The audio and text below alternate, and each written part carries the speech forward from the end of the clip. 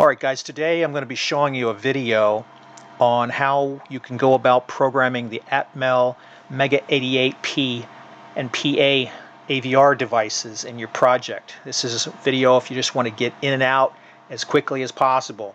And one of the key things, if we take a look at the data sheet that's of interest here on the Mega88 and the 88PA, and of course there's some other devices in this family as well, but if we scroll down to the pinout, in this particular project I'm using is the TQFP type of package, and what you're looking for are 6 lines for the programming. MISO, which is down here on pin 16 on this particular footprint, MOSI, SCK, you want to tie the grounds together and VCC together, and then the 6th line you want is reset. And with those 6 lines, you can program the device. Now I'm just going to show you a quick schematic of the particular project I'm working on here that I needed to know this on. And we can see the same kind of layout from an excerpt of the schematic, right? So MISO, MOSI, we've got VCC and ground tied together on all areas.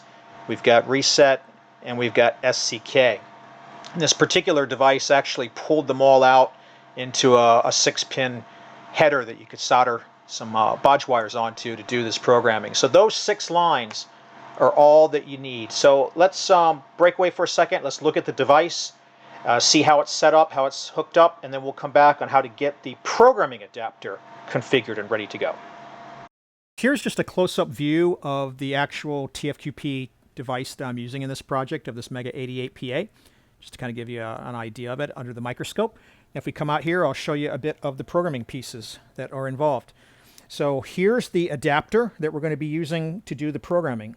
This is a USB ASP adapter, and I'll put a link in the description to this little guy. He's very inexpensive, should run you about $4 or $5. The only real thing to know about it is there's a jumper over here to control whether you're programming in 3.3 volts or 5 volts. And I've got this set to 5 volts because this particular project, that's what it's going to be running at, and I just prefer to run it at the target voltage.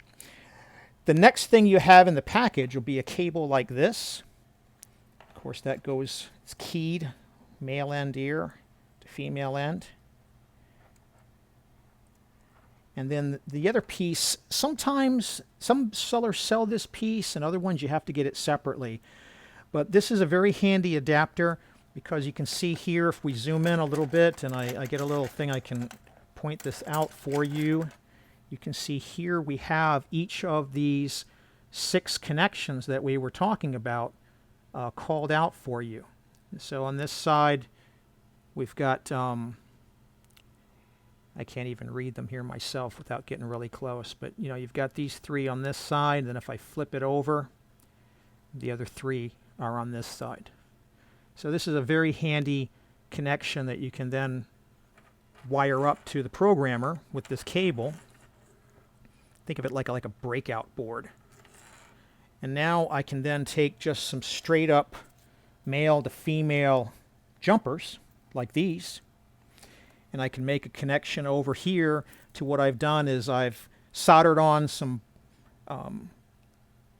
leads that actually go over to the device that map out to those 6 connections. And if I show you like one of these other devices that have been built here, and we kind of zoom in, you can see here there's a little 6 connections that you would solder that on right behind that blue capacitor there.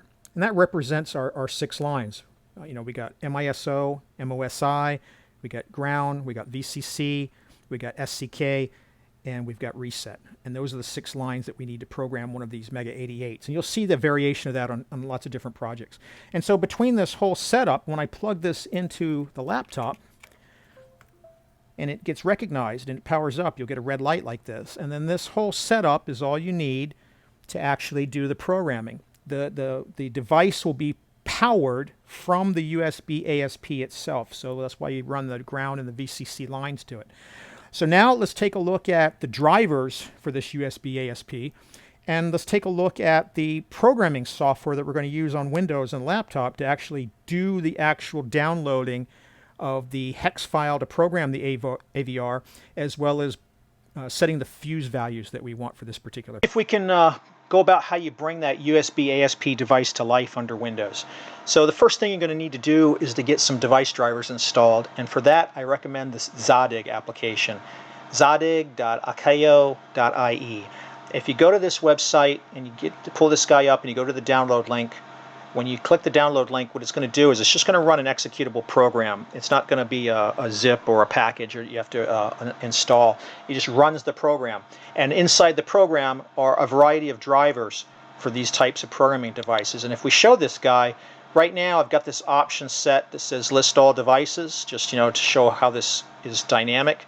And so there's just a bunch of devices on this laptop that are showing up. But if I actually come over and plug the USB ASP into one of my USB ports on this laptop, Windows picks it up. You see up here now the device, USB ASP, and the driver that it's currently using. And this is the driver that I recommend, this libusb-win32. And at the time of this video, it's version 1.2.6.0. I'm running Windows 10 64-bit here. So don't worry about this saying that's a Win32 driver. That's just what this particular low-cost, inexpensive programming adapter needs. It needs this particular kind of driver. So now that you got the driver installed, and you can check to see that it's working okay, you can go and pull it up in Control Panel or something of that like that. And you can see it in the Device Manager and see that it's showing up. Once you know you've got the driver and the adapter, now we need some software to actually work with this connection and program the AVR. And for that, I'm going to recommend this command line tool called AVRDude, AVR Downloader, Uploader. It's very simple, straightforward, easy to use. You run it from the command line window of Windows, MS-DOS box, whatever you want to call it. And you go into the download link here, and what I recommend you do is just download the last version that was done. So it's version 6.3. This is software that's been around for a long time. It's rock solid. It hasn't been updated in like 4 years. There's zip packages for Windows and tarballs for Linux. And so this is the one I grabbed here. And run that installer, get that installed to where you're working with your projects, and then let me go over some quick commands. So this is just a PDF from some college course, some college engineering course. It's a little bit dated, but most of these commands haven't changed, so it's still useful to summarize. The first one we're going to talk about is -P part number. So the -P option in AVRDude is how you tell it what AVR model, what AVR part number are you going to be using. There's a whole bunch of them listed here. This is a little bit old for our needs. We are actually going to be using the M88P, but it only goes up to M88 in this one. The next option is -C programmer ID. So this is where I'm going to tell it what type of programming adapter am I going to be going through. What is AVRDude going to be talking to? In this case, it's going to be -C USB ASP. And there's a whole bunch of different programmers here. Again, this one's kind of old. This documentation doesn't list the USB ASP, but all we care about are what the options are and what do they mean. So that's two options, -P and -C. Another option that you might want to know about is -E.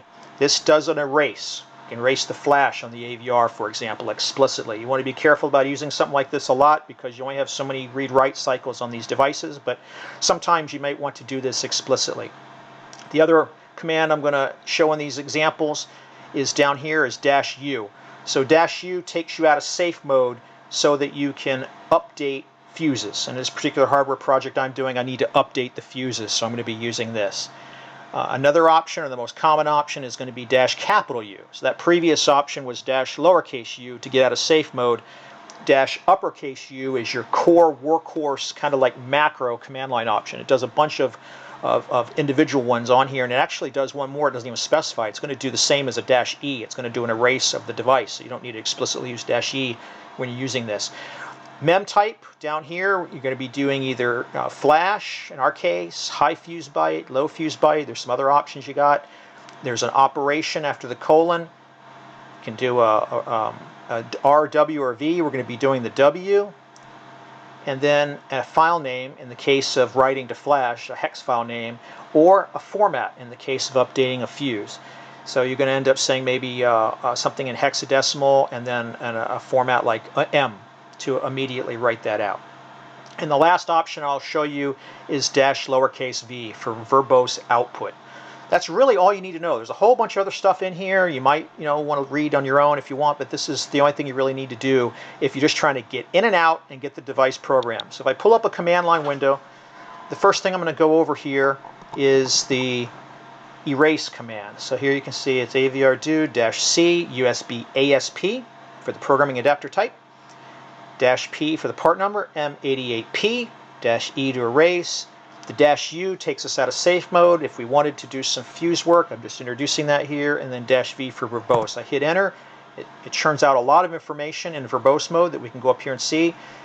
Information about the version number, just confirming the version we installed, the port it's using, USB port, the programmer, the part, a bunch of information about the part, right? A bunch of information here as well about the current values of the part.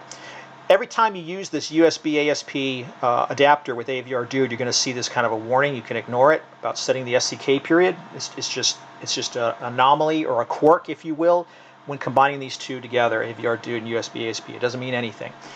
Here we're going to read it in, and then we're going to do an erase. What you want to make sure is you don't get any errors. So now let's program our actual firmware. So for that one, I'm going to go and do this example here. So again, -C USB ASP, -P M88P, and then -U, flash, write, and the hex file. That's it. When I do this, it's going to read it in. It's going to erase it. As you can see here, it's going to write it. This is actually writing the value of that hex file. And then it's going to read it back in and do a verify. And what we want to make sure is after this verify that we don't get any errors. Now here we can see, hey, it was safe mode, and it echoes back what the fuse values are. If we were wanting to update fuses, this would be an indication that we should have used that -u option, right? So that's just a tip on what this might mean and why you want to check it. If you're getting verify errors, another tip I can give you, two things you can check. Make sure you've got the USB ASP in 5-volt mode if your device needs that, or 3.3-volt mode if that's what it needs. A lot of them have a range that spans both, but you might have an older one that doesn't, so check that. But the more common reason might be your particular hardware project doesn't have a pull-up resistor between reset and VCC, and you might want to add externally, just along the cables that you have connected externally to the project, a 10 kiloohm pull-up resistor, and that'll usually get rid of these spurious verify errors. So now let's do the fuses. So this is an example for the fuses. Now here we definitely want to come back and do a lowercase u because we're going to be changing these fuse values. But again, we specify the programmer type, the part number, take us out of safe mode. Let's update the lower fuse byte.